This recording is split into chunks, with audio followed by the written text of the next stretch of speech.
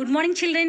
Today, explain the lesson The World Between Wars 1900 to 1950 Part 1. Okay, ఇక్కడ మనకి ప్రపంచపటం కూడా కనబడుతుంది. అంటే ప్రపంచంలో 1900 నుంచి 1950 మధ్యలో ప్రపంచ దేశాల మధ్య ఏం జరిగింది అన్న విషయాలు మనం ఈ లెసన్లో తెలుసుకుందాం. మరి రెడీగా ఉన్నారు కదా అందరూ?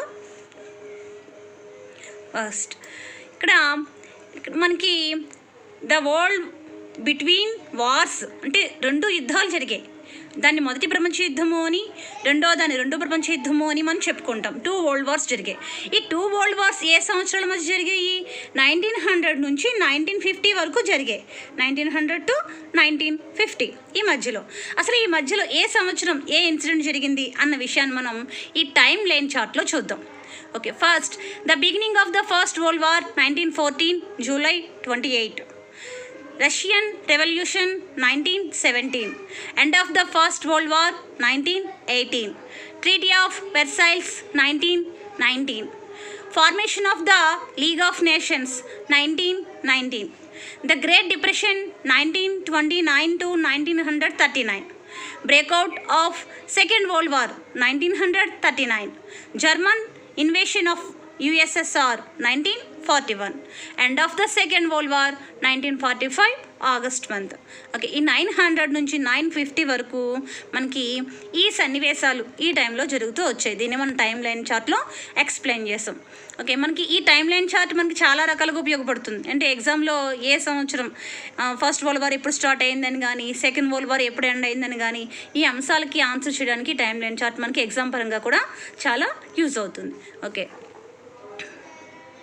at the beginning of the 20th century, the world had a population of 1.6 billion people. Total world population చూసినట్లయితే 1.6 billion people మనకి ఇక్కడ మొత్తం ప్రపంచ జనాభా 1.6 billions. Britain were the leading industrial powers and also held vast colonial empires spread all over the world. Okay, you observed that world map. ఈ world map చూసినట్లయితే you observe that world map. ఇక్కడ చూడండి, Britain అనేది మనకి ఇక్కడ Europe country, ఇదంతా Europe country. ఇవి north America, south America, Africa, Asia, Australia. ఇది ఇక్కడ బ్రిటన్ కంట్రీ ఇక్కడ ఉంది. ఈ బ్రిటన్ మొత్తం వరల్డ్ అంతా కొలోనియల్స్ని స్టార్ట్ చేస్తుంది. మన ఇండియా కూడా 200 years బ్రిటన్ పాలనలోనే ఉందని మనం చెప్పుకోవచ్చు కదా. అంటే ఇక్కడ మొత్తం అంటే స్టార్టింగ్లో 1914కి బిఫోర్ ఇండియా 2గా డివైడ్ అయింది. First one western countries or colonial పవర్ని కలిగిన దేశాలు. Example Britain, France, Germany. Next ఇటువైపు ఉన్న జపాన్. ఈ దేశాలు, ఇటు అమెరికా, ఈ దేశాలన్నీ కూడా ప్రపంచంపై ఆధిపత్యం వహించాలి అని ఒకదానితో ఒకటి పోటీ పడుతూ ఉన్నాయి. ఈ దేశాలు ఎవరిని కోలోనియస్ కంట్రీస్గా చేశాయి అంటే African countries and Asian countries. ఈ India, Burma, African countries, Indonesia. Okay, ఈ దేశాలని వలసపాలిత ప్రాంతాలుగా మార్చుకుని అవి అభివృద్ధి చెందిన దేశాలుగా మారసాగాయి. అంటే the world is divided 2 parts. Western countries, colonial countries.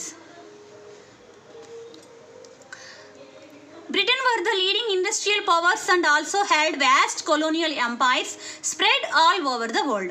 The world is divided 2 parts. The West, which was experiencing economic growth, Britain, USA, Germany, France, Italy, Japan, etc. countries. Backwardness was wars by colonial exploitation by the West, colonial countries, Asia, Africa, continent countries. Okay, you observe that world map. First World War start 1914 to 1918. 4 years కంటిన్యూస్గా ప్రపంచంలోని దేశాలన్నీ యుద్ధానికి వచ్చాయి. అసలు యుద్ధానికి గల కారణాలు ఏంటి? ఈ యుద్ధం ఉన్నట్టుండి ఒక్క రోజులో వచ్చింది, స్ప్రెడ్ అయింది కాదు. దీనికి కొన్ని సంవత్సరాలు వెనక్కి చూసినట్లయితే అనేక కారణాలు ఈ యుద్ధాన్ని స్టార్ట్ చేయడానికి దోహదం చేశాయి. Causes of first world war. First one aggressive nationalism, second imperialism, third secret alliances, fourth militarism, fifth immediate cause of the World War I. అంటే మేజర్గా 4 కాజెస్ మనం చూస్తున్నాం. ఇమీడియట్ కాజ్ వెంటనే యుద్ధం రావడానికి ఇది ఇమీడియట్ కాజ్గా మనం పేర్కొంటాం. ఓకే, ఇప్పుడు ఒక్కొక్క రీజన్ని ఎక్స్ప్లెయిన్ చేసుకుంటూ మనం స్లైడ్స్లో చూద్దాం. First one, aggressive nationalism. What is the meaning of the nationalism? అంటే ఒక దేశంలో ఒకే భాష, ఒకే సాంప్రదాయాలు పాటించే ప్రజలందరూ కూడా ఒకే జాతిగా పరిగణిస్తారు. అంటే వాళ్ళు ఆ జాతి అంతా ఒకే నేషన్ అన్నమాట, ఆ ప్రాంత పరిధిలో ఉన్న ప్రజలందరూ. ఇది అగ్రెసివ్ నేషనలిజం అనేది గుడ్ ఐడియా, చాలా మంచి ఐడియా. దేశ ప్రజలందరినీ కలిసి ఒకే జాతిగా నియమించి ఉండే విధంగా చేసే విధానాన్ని నేషనలిజం అంటాం. అది అగ్రెసివ్ తీవ్ర రూపం దాల్చిందన్నమాట. అగ్రెసివ్ నేషనలిజం గురించి మనం ఇక్కడ తెలుసుకుందాం. The ideology of nationalism was a positive impulse, but the ideology could also be used to create pride in oneself and hatred against neighbors. Okay, ఇక్కడ ఐడియాలజీ అంటే ఇక్కడ చూడండి, జర్మనీ కంట్రీ, అలాగే ఇక్కడ ఫ్రాన్స్, ఇది ఇటలీ. Germany, Italy. ఇక్కడ Germany అంటే Germany ఒకప్పుడు ఇతర చుట్టూ ఉన్న దేశాల యొక్క ఆధ్వర్యంలో జర్మనీ చిన్న చిన్న పీసెస్గా విడిపోయింది. ఆ తర్వాత నేషనలిజం ఆధారంగా జర్మనీ యూనిఫికేషన్ అనేది జరిగింది. ఇన్ ద సేమ్ వే ఇటలీలో కూడా ప్రజలలో ఈ నేషనలిజం అనే భావాలు బాగా పెరిగి వాళ్ళు ఒక యూనిఫికేషన్, అంటే ఇటలీ కూడా ఈ మొత్తం దేశం ఫ్రాన్స్ చేతుల్లో, కొన్ని రాజవంశస్థుల చేతుల్లో ఈ విధంగా ఉండేవి అన్నమాట. అది యూనిఫికేషన్గా ఉండేది కాదు. కానీ అక్కడ మాజిని, గారిబాల్డి, ఇలాంటి కవూర్, ఈ ముగ్గురు యొక్క ప్రయత్నం కారణంగా ఇటలీ యూనిఫికేషన్ జరిగింది. అంటే ఇక్కడ ప్రజలలో జాతీయత భావాలు మెండుగా రావడంతో ఆ దేశ ప్రజలందరూ కూడా ఒకే జాతిగా ఉండాలి అన్న విధానంతో వాళ్ళు తమ దేశాన్ని ఏకీకరణ చేసుకోగలిగారు. In the same way Germany కూడా. ఇక్కడ ప్రజలలో నేషనలిజం అనే భావాలు మంచిగా డెవలప్మెంట్ చెందాయి, ఏకీకరణ సాధించారు. కానీ నెక్స్ట్ జర్మనీలో హిట్లర్, అలాగే ఇటలీలో ముస్సోలిని దీన్ని అగ్రెసివ్గా తయారు చేశారు. అంటే మా జాతే గొప్పది, పక్క జాతి వారిని ద్వేషించడం, వారిని హిట్లర్ అయితే పాపం యూదులను చాలామందిని హోలోకాస్ట్ విధానంలో చంపేస్తూ ఉండేవాడు అన్నమాట. చాలా మారణ హోమాలు సృష్టిస్తూ ఉండేవాడు. తమ జాతే ప్రపంచం అంతా ఆధిపత్యం వహించాలి అన్న దురాశ భావాలతోటి. ఇలాంటి భావాలు మొదటి ప్రపంచ యుద్ధానికి కారణాలుగా మారాయి. Italian fascism and Germany Nazis were the aggressive nationalism. ఈ 2 కంట్రీస్ కూడా ప్రజలలో జాతీయత భావాలు అగ్రెసివ్గా మారి అది ప్రపంచ యుద్ధానికి ప్రధాన కారణంగా మారింది అని మనం చెప్పుకోవచ్చు. Next one, imperialism.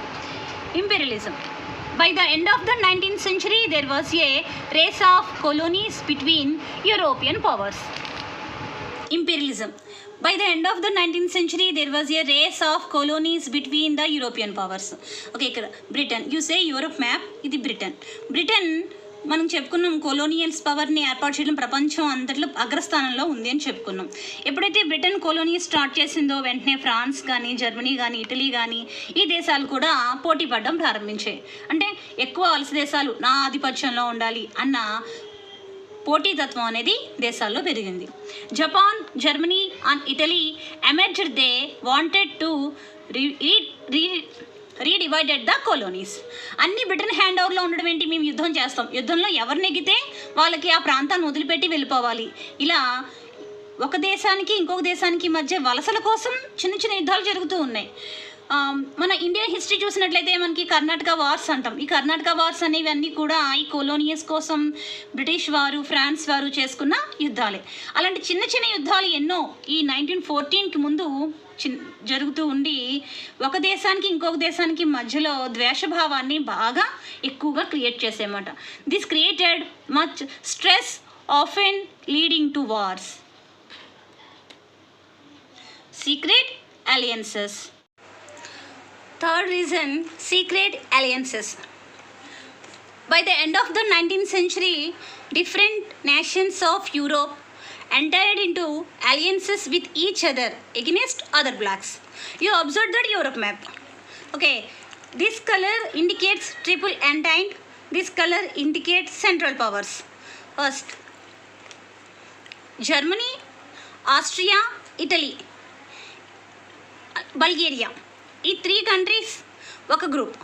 చూడండి, the central powers Germany, Italy, Austria, Germany, Italy, Austria. The allies powers Russia, France, Britain, ఈ 3 కంట్రీస్. అంటే ఇక్కడ ఈ బ్రిటన్, ఫ్రాన్స్, రష్యా ఒక గ్రూప్గా ఫామ్ అయ్యాయి. వీళ్ళ ఒప్పందం ఏంటి? ఈ 3 దేశాల యొక్క ఒప్పందం.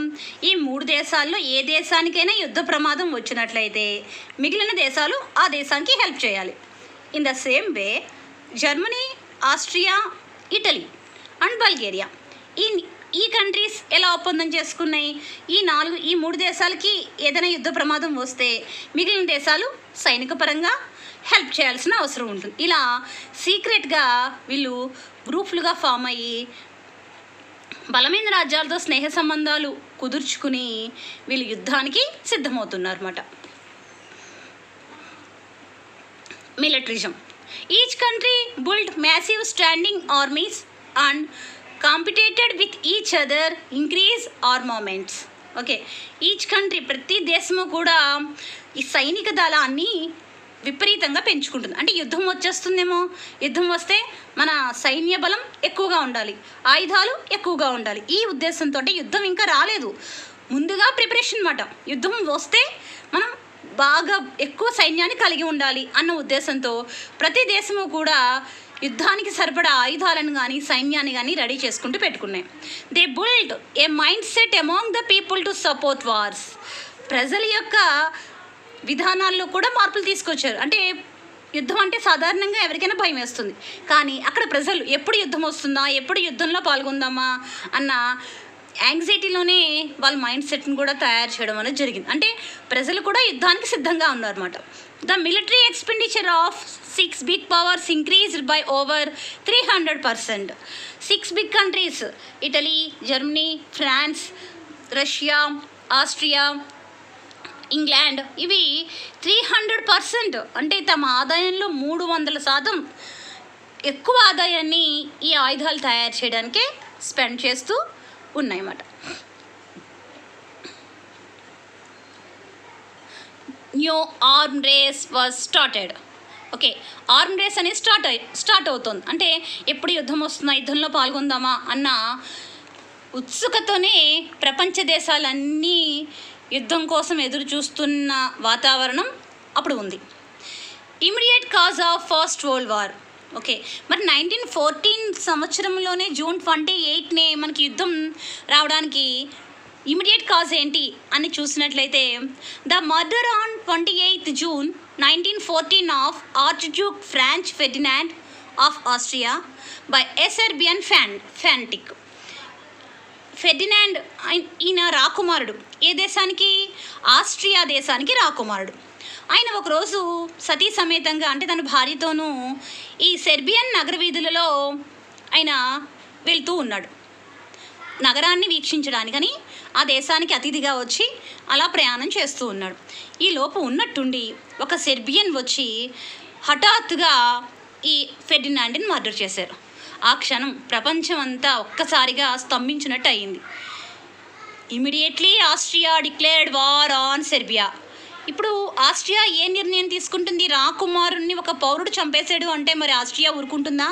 వెంటనే సెర్బియా మీదకి వార్ డిక్లేర్ చేసింది. As Serbia was with allied powers.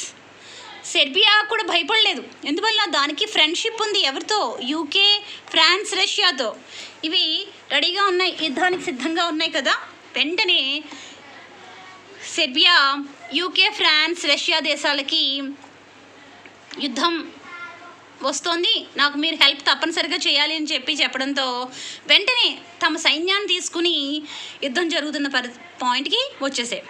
Austria was with the central power. Germany, ఇటలీతో ఆస్ట్రియాకి సీక్రెట్ ఎలియన్స్ ఉంది కదా, ఆ దేశాలు కూడా యుద్ధంలో పాల్గొన్నాయి. The Austria attack on Serbia it led allied powers to come to Serbian defense. This marked the beginning of World War I, 1914, June 28. అంటే ఏ క్షణంలో అయితే ఫెర్డినాండ్ హత్య జరిగిందో అదే రోజున ఇమీడియట్లుగా ఇటు 3 దేశాలు అటు 3 దేశాలు యుద్ధంలోకి దిగాయి. ఇప్పుడు యూకే అంటే ఒక దేశం కాదు, యూకే ఎక్కడైతే కొలోనియల్ కలిగి ఉందో ఆ దేశాలను కూడా యుద్ధంలో ఇన్వాల్వ్ చేయడం జరిగింది. అంటే ఇవన్నీ కొలోనీస్ ఫామ్ చేసుకున్న కంట్రీసే కదా, అవన్నీ బలమైన పెద్ద దేశాలు. ఇవన్నీ కూడా మొత్తం ప్రపంచం అంతా కూడా ఈ యుద్ధంలో పాల్గొనడం అనేది జరిగింది. అందుకే దీన్ని వరల్డ్ వార్ I అని చెప్పడం జరిగింది. చూడండి ఈ పిక్చర్లో రాకుమారుడు రాకుమార్తె వీళ్ళు గుర్రబండి మీద వెళ్తూ ఉన్నారు. వెళ్తూ ఉంటే చూడండి సెర్బియన్ కాలుస్తున్నాడు కదా తుపాకీతో. ఇది ఈ పిక్చర్ మనకి తెలియజేస్తుంది. Next world war I, 1914 to 1918 వరకు యుద్ధం జరిగింది. యుద్ధంలో సైనికులు వాడిన ఆయుధాలు, అక్కడ యుద్ధం జరిగే సన్నివేశం మనం ఈ పిక్చర్లో చూసాం. ఇలా ఈ వరల్డ్ వార్ I 4 years కంటిన్యూషన్గా జరిగింది. మరి ఎంత నష్టం జరిగిందో, చాలామంది చనిపోయారు. యుద్ధంలో సైనికులు పాల్గొన్నవారే కాదు, ఆ దేశ పౌరులు కూడా, అంటే పాల్గొకుండా ఉన్న వాళ్ళు కూడా ఈ యుద్ధానికి బలి కావాల్సి వచ్చింది. మరి యుద్ధంలో జరిగిన నష్టం గురించి మనం నెక్స్ట్ క్లాస్లో తెలుసుకుందాం. ఓకే, ఈ లెసన్ టెక్స్ట్ బుక్లో మనకి స్టార్టింగ్ ఎలా ఉంటుంది అంటే యుద్ధం వల్ల జరిగిన నష్టపరిణామాలను చెప్పుకుంటూ వస్తారన్నమాట. ఓకే, మనం లెసన్ అంతా అయిపోయాక మన టెక్స్ట్ బుక్ రీడింగ్ అని చెప్పి టెక్స్ట్ బుక్లో ఏ అంశాన్ని వాడు ఇచ్చుకుంటూ వచ్చాడు అనేది మనం మళ్ళీ ఎక్స్ప్లెయిన్ చేసుకుందాం. ఇందులో వచ్చిన ప్రతి కీ పాయింట్ నోట్స్లో నోట్ చేసుకోండి. ఓకేనా, బై బాయ్.